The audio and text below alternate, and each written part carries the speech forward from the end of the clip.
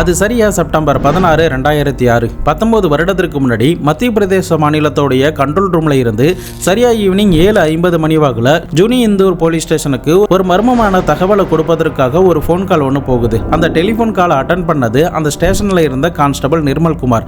அவர்கிட்ட என்ன ஒரு தகவல் கொடுக்கப்படுதுன்னா, பட்டேல் நகர் அப்படின்ற பகுதியில் உள்ள சீவாராம் ஜிலானி அப்படின்ற பார்க்கோடைய நடபாதைக்கு அருகில யாரோ 2 சாக்கு மூட்டையை போட்டதாகவும், அந்த சாக்கு மூட்டையில இருந்து சகப்பு கலர்ல ஏதோ ஒரு திரவம் வந்துகிட்டு இருக்கிறதா எங்களுக்கு தகவல் கிடைச்சது.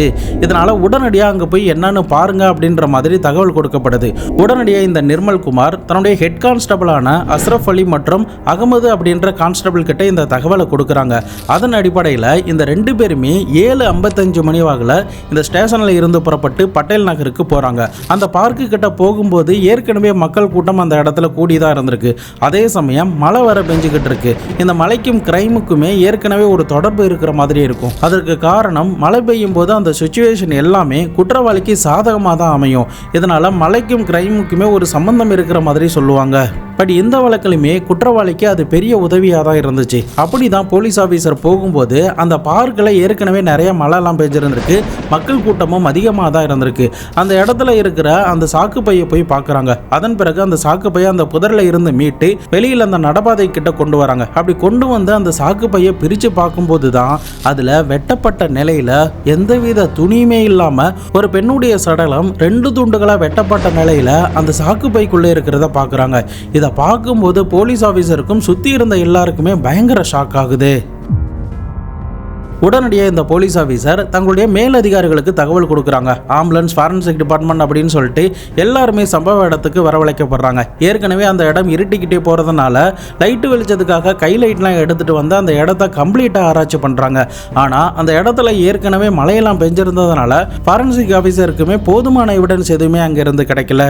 கிடைச்ச அந்த சடலத்தை பார்க்கும்போது இந்த பொண்ணுக்கு 19 இருந்து 22 வயசுக்குள்ளே இருக்கலாம் அப்படின்னு தெரிய வருது. அதே சமயம் அந்த பெண்ணுடைய உடம்புல இருந்து வரக்கூடிய ரத்தத்தை பார்க்கும்போது ரீசெண்டாக தான் இவங்க கொலை செய்யப்பட்டிருக்காங்க அப்படிங்கிறதுமே தெரிய வருது. இதனால உடனடியாக பக்கத்தில் இருக்கிற கவர்மெண்ட் ஹாஸ்பிட்டலுக்கு பிரேத பரிசோதனைக்காக இந்த சடலத்தை அனுப்பி வைக்கிறாங்க. தொடர்ந்து அந்த பார்க்கு முழுக்க என்னதான் சோதனை பண்ணாலுமே எந்த ஒரு சிங்கிள் தடயம் கூட போலீஸ் ஆஃபீஸருக்கும் ஃபாரன்சிக் ஆஃபீஸருக்கும் கிடைக்காமலே போகுது. இது ஒரு பக்கம் இருக்க, கண்ட்ரோல் ரூமுக்கு யாரு தகவல் கொடுத்தா அப்படின்னு சொல்லி அங்க நிக்கிற பொதுமக்கள் கிட்ட விசாரிக்கிறாங்க. அப்படி விசாரிக்கும் போது மனோஜ்குமார் அப்படின்றவர் நான் தான் இந்த தகவலை கொடுத்தேன் அப்படின்னு சொல்றாரு. அந்த மனோகர் பக்கத்துல இருந்த ஆகாஷ் என்ன சொல்றாருன்னா, நான் இந்த மனோகர், உதவ்தாஸ், நாராயணா மற்றும் கமல் அப்படின்ற இந்த 5 பேரும் சேர்ந்து பக்கத்துல இருக்கிற ஒரு கோயிலுக்கு போயிட்டு இந்த பார்க்கில் வந்து உட்கார்ந்து இருந்ததாகவும், அந்த சமயத்துல இவங்க கமல் அப்படின்றவர் கிட்ட பக்கத்துல போயிட்டு பால் வாங்கிட்டு வர சொன்னதாகவும், அந்த பையன் பால் வாங்கிட்டு ரிட்டர்ன் வரும்போது யாரோ அந்த பார்க்கோடைய வாக்கிங் ட்ராக்குக்கு பக்கத்துல ஒரு சாக்கு மூட்டையை தூக்கி போட்டிருக்காங்க அப்படின்னும், அந்த சாக்கு மூட்டை போர்வையால சுத்தப்பட்ட நிலையில பார்ப்பதற்கு ரத்த கலரியோட இருந்தது அப்படின்னு என்கிட்ட வந்து சொன்னா.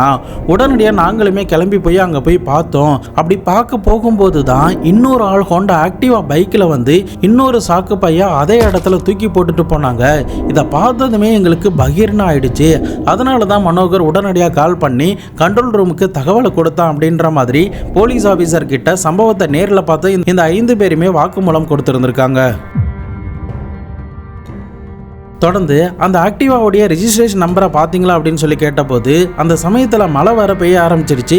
இருட்டாகவும் ஆயிட்டதுனால அந்த இடத்துல லைட்டும் இல்லாததுனால நம்பரை எங்களால் சரி வர பார்க்க முடியல அப்படின்னு சொல்கிறாங்க. போலீஸ் ஆஃபீஸருக்குமே அந்த சமயத்தில் அந்த பார்க்கில் சிசிடிவிலாம் எதுவுமே கிடையாதுங்கிறதுனால யார் இந்த ஆக்டிவா ஸ்கூட்டியில் வந்திருப்பாங்க அப்படிங்கிறது தான் ஒரு பெரிய சவாலாகவே உங்களுக்கு அமைய ஆரம்பிக்குது. அன்னைக்கு அந்த பார்க்கில் 2 துண்டுகளாக வெட்டப்பட்ட நிலையில் சாக்கு பைக்குள்ளே கிடந்த அந்த பெண் யாராக இருப்பாங்க? ஆக்டிவா பைக்கில் அந்த 2 சாக்கு பைகளை தூக்கி போட்டது யாரு? போலீஸ் அதிகாரிகள் இந்த குற்றவாளியை கண்டுபிடிச்சாங்களா இல்லையா? 19 வருடத்துக்கு முன்னாடி மத்திய பிரதேச மக்களால் மறக்கவே முடியாத ஒரு கொடூரமான ஒரு மிருகத்தனமான சம்பவத்தை பற்றி தான் இன்றைக்கி நம்ம பார்க்க போகிறோம். வீடியோவை எங்கேயுமே ஸ்கிப் பண்ணாமல் தொடர்ந்து பார்த்துக்கிட்டு வாங்க. நான் உங்கள் Babu Shankar. Welcome to Babu Shankar files.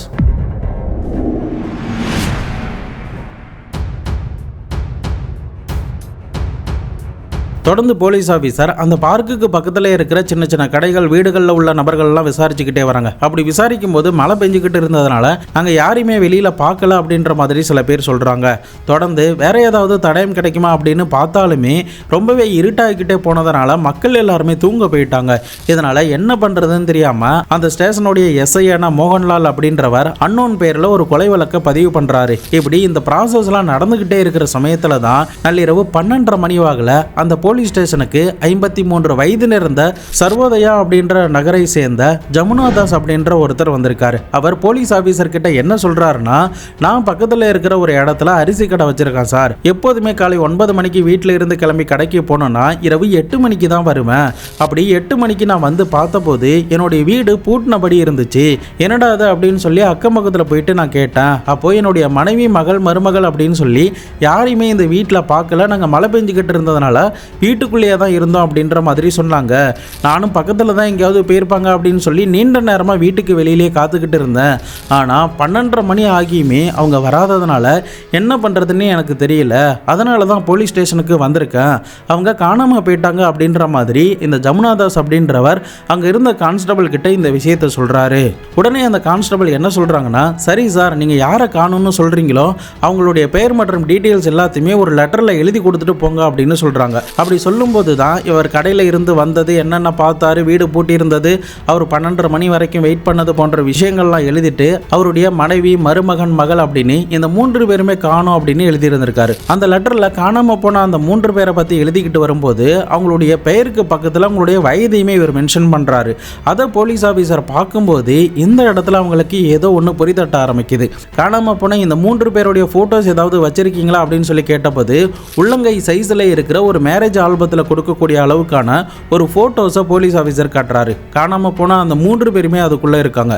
அப்போ தான் போலீஸ் ஆஃபீஸர் கொஞ்சம் கூட எதிர்பார்க்காத ஒரு ஷாக்கிங்கான விஷயம் இந்த ஃபோட்டோஸை பார்க்கும்போது தெரிய வருது. அப்படி ஜமுனாதாஸ் காட்டின ஃபோட்டோவை பார்க்கும்போது பார்க்கில் 8 மணி வாக்கில் சடலமாக மூட்டையில் இருந்து மீட்டெடுக்கப்பட்ட பெண்ணுடைய முகமும் இருந்திருக்கு. இந்த பொண்ணு யாரு அப்படின்னு சொல்லி கேட்டபோது இவங்க என்னுடைய மருமகள் அப்படின்னு சொல்றாரு. இதை கேட்ட போலீஸ் ஆஃபீஸருக்குமே பயங்கர ஷாக். உடனடியாக கிரைம் சீனில் எடுத்த ஃபோட்டோஸை காட்டி இது உங்க மருமகளா அப்படின்னு சொல்லி கேட்குறாங்க. ஆமாம் சார், இது என்னுடைய மருமகள் தான் அப்படின்னு ஐடென்டிஃபை பண்ணுறாரு. உடனடியாக ஹாஸ்பிட்டலுக்கு அழைச்சிட்டு போயிட்டு கூட நேராகவே ஐடென்டிஃபை பண்ண வச்சிருக்காங்க. இரவோடு இரவாக தான் இந்த ப்ராசஸ் எல்லாமே நடக்குது. அவருமே தன்னுடைய மருமகள் தான் அப்படின்னு ஐடென்டிஃபை பண்றாரு. பட் இருந்தாலுமே போலீஸ் ஆபீசருக்கு எங்க இருந்து இந்த கிரைம் நடந்திருக்கும் அப்படிங்கறத கண்டுபிடிக்கணும் அப்படிங்கிறதுக்காக இந்த 3 பேருமே காணாம போன இடம்னு சொல்லப்படுற இந்த ஜமுனாதாஸோடைய வீட்டுக்கு விடியற்காலை நேரத்தில் போறாங்க. அப்போ இந்த வீட்டை திறங்க சார், இந்த வீட்டுக்குள்ளே ஏதாவது தடயம் கிடைக்குமா அப்படின்னு சொல்லி போலீஸ் ஆபீசர் சொல்றாங்க. அப்போ இந்த ஜமுனாதாஸ் என்ன சொல்றாருன்னா, சார் என்கிட்ட சாவி இல்லைன்னு தான் நான் ரொம்ப நேரமா இங்கே உட்கார்ந்தேன், என்ன போய் எப்படி சார் திறக்க சொல்றீங்க அப்படின்னு சொல்லி கேட்குறாங்க. உடனே போலீஸ் ஆபீசர் என்ன கொஸ்டின் கேட்குறாருன்னா, உங்ககிட்ட சாவி இல்லைன்னு சொல்றீங்க, ஆனால் இவ்வளோ பெரிய ஆல்பம் சைஸ் இருக்கிற ஒரு ஃபோட்டோஸை மட்டும் எப்படி நீங்கள் எடுத்துகிட்டு வந்தீங்க அப்படின்னு சொல்லி கேட்குறாங்க.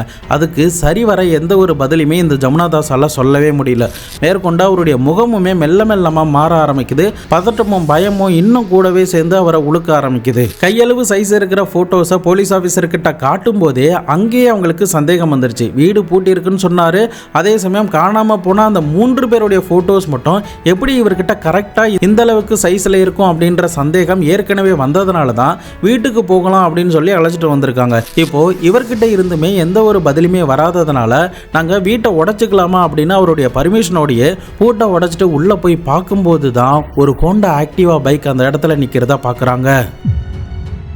ஆரம்பத்தில் இந்த ஜமுனாதாஸ் மேலே தான் சந்தேகம் வருது. காணாமல் போன இந்த 3 பேருமே இவரே கொலை பண்ணியிருப்பாரோ அப்படின்ற மாதிரி சந்தேகம் வருது. தொடர்ந்து அந்த வீட்டை சோதனை பண்ணி பார்க்கும்போது நிறைய இடங்கள்ல ரத்தம் சிந்தன மாதிரியான தடயங்கள்லாம் தெரியுது. அது கூடவே இந்த ஜமுனாதாஸுக்கு இதில் ஏதோ ஒரு லிங்க் இருக்குது அப்படிங்கிறது மட்டும் தெரியுது. அக்கம் பக்கத்தில் விசாரணை பண்ணதில் இவருக்கு ஏற்கனவே காலேஜ் படிக்கிற ஒரு பையனும் ஸ்கூல் படிக்கக்கூடிய ஒரு பொண்ணும் இருக்காங்க அப்படிங்கிறது தெரிய வருது. அவர்கள் 2 பேரும் எங்கே போனாங்க அப்படின்னு சொல்லி கேட்டபோது கூட அவர்கிட்ட இருந்து எந்த ஒரு பதிலுமே வரல. இதனால நீ தான் அந்த பொண்ணை கொலை பண்ணியா அப்படின்ற மாதிரி கேட்குறாங்க. ஆனால் ஜமுனாதாஸ் கிட்ட இருந்து எந்த ஒரு பதிலுமே வராமல் பயத்தோட பதற்றத்தோடைய போலீஸ் ஆஃபீஸரை பார்க்குறாரு. ஏற்கனவே போலீஸ் ஆபீசர் அந்த பார்க்கில் ஐ விட்னஸா விசாரிச்சாங்களே, அவங்க என்ன சொல்லியிருந்திருக்காங்கன்னா, அந்த 5:30 மணிக்கு மேல அவங்க பார்க்கில் அந்த மூட்டை கடந்த இடத்த பார்க்கலான்னு போகும்போது அந்த ஆக்டிவால வந்த நபர் இன்னொரு மூட்டையை தூக்கி போட்டாங்களே, அது வேற யாருமே கிடையாது, 40 வயசுக்கு மேல இருக்கிற ஒரு பெண்ணு தான் வந்து தூக்கி போட்டாங்க அப்படின்ற மாதிரி சொல்லி இருந்திருக்காங்க. இதை வச்சு பார்க்கும்போது தன்வந்திரியோடைய மனைவியா இருப்பாங்களோ அப்படின்ற மாதிரி சந்தேகம் வருது. இதனால கஸ்டடியில எடுத்து அவங்களுடைய ஸ்டைல இந்த ஜமுனா தாஸை துருவி விசாரிக்கிறாங்க. அப்படி விசாரணை பண்ணும்போது தான் என்னுடைய 19 வயது நிறந்த மருமகளை என்னுடைய மனைவி தான் கொலை பண்ணா அப்படின்ற ஒரு ஷாக்கிங்கான விஷயத்த சொல்றாரு. மீட்டெடுக்கப்பட்ட அந்த 19 வயசில் இருந்த பெண்ணுடைய சடலத்தை மறுநாள் செப்டம்பர் 17 2 மணி வாக்கில் எம்ஜிஎம் மெடிக்கல் காலேஜ் அண்ட் ஹாஸ்பிட்டலில் தான் டாக்டர் உந்தா அப்படின்றவர் பிரேத பரிசோதனை பண்ணுறாரு. அவங்க அப்படி பிரேத பரிசோதனை பண்ணதில் அவங்களுக்கு என்ன தெரிய வருதுன்னா, இந்த பெண்ணுடைய உடம்புல தொப்புளுக்கு மேலே மட்டும் 35 கத்திக்குத்து காயம் இறங்கியிருக்கு அப்படின்னும், இந்த கத்திக்குத்தோடைய காயத்தோடைய அளவு கூட ரொம்பவே கொஞ்சம் ஆழம் கம்மியாக தான் இருக்குது அப்படின்ற மாதிரி சொல்கிறாங்க. இதை வச்சு பார்க்கும்போது ப்ரொஃபஷனலாக யாரும் கொன்ன மாதிரியான எந்த ஒரு தடயமுமே தெரியல. இது கூடவே சரியா அந்த பெண்ணுடைய இடுப்பு கிட்ட வெட்டி 2 துண்டா ஆக்கி இருந்திருக்காங்க. அதன் பிறகு அந்த பெண்ணுடைய சடலத்தை கம்ப்ளீட்டா கழுவுனதுக்கு பிறகுதான் இந்த சாக்கு பைக்குள்ள போட்டிருந்திருக்காங்க அப்படின்ற மாதிரி ஒரு ரிப்போர்ட்டை போலீஸ் ஆஃபீஸர் கிட்ட கொடுக்குறாங்க. தொடர்ந்து அந்த காலேஜை படிக்கக்கூடிய ஜமுனா தாஸுடைய மகன் மற்றும் பள்ளிக்கூடம் படிக்கக்கூடிய மகள் அப்படின்னு 2 பேருமே சொந்தக்காரங்களுடைய வீட்டில் இருந்து கைது செய்யப்படுறாங்க. அது கூடவே காணாமல் போன இந்த ஜமுனா தாஸுடைய மனைவி மற்றும் மகனை தீவிரமாக தேட ஆரம்பிக்கிறாங்க. இறுதியாக 5 நாட்கள் கழித்து சரியா செப்டம்பர் 21, 2006 வாக்கில் நவ்லகா அப்படின்ற பஸ் ஸ்டாண்டு கிட்ட இந்த 2 பேருமே கைது பண்ணி கஸ்டடியில் எடுத்து துருவி விசாரணை பண்ணும்போது தான் நான் தான் இந்த கொலையை பண்ண அப்படின்ற மாதிரி அந்த மாமியாரை போலீஸ் கிட்ட ஒத்துக்கொள்ளவும் செய்கிறாங்க.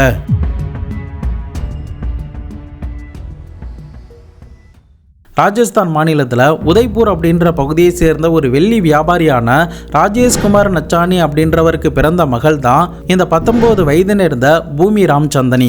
இந்த பூமி ராம்சந்தனி சின்ன வயதில் இருந்து அந்த வீட்டில் சொகுசா நல்ல பணக்கார லைஃபாக தான் வாழ்ந்திருக்காங்க.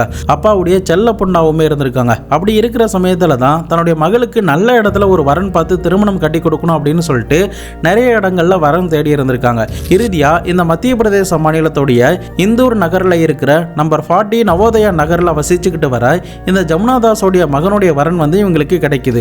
அதன் அடிப்படையில் இந்த 2 குடும்பத்தார்களுக்குமே ஒருத்தர் பிடிச்சு போனதுனால ஜமுனா தாஸோடைய பையனுக்கு திருமணம் பண்ணி வைக்கலாம் அப்படின்னு இந்த ராஜேஷ்குமார் நினைச்சிருந்திருக்காரு. இந்த ஜமுனா தாஸோடைய மனைவி பெயர் தன்வந்திரி. இந்த தன்வந்திரி மற்றும் ஜமுனா தாஸுக்கு மொத்தம் 3 பிள்ளைகள் பிறந்திருக்காங்க. முதலாவதா இந்த பூமியை திருமணம் பண்ணி கொண்ட மனோஜ், இரண்டாவதா விஷால் அப்படின்ற ஒரு பையன், மூன்றாவதா மாதுரி அப்படின்ற ஒரு பொண்ணு. இவங்க 8ஆம் வகுப்பு தான் அந்த சமயத்தில் படிச்சிருக்காங்க.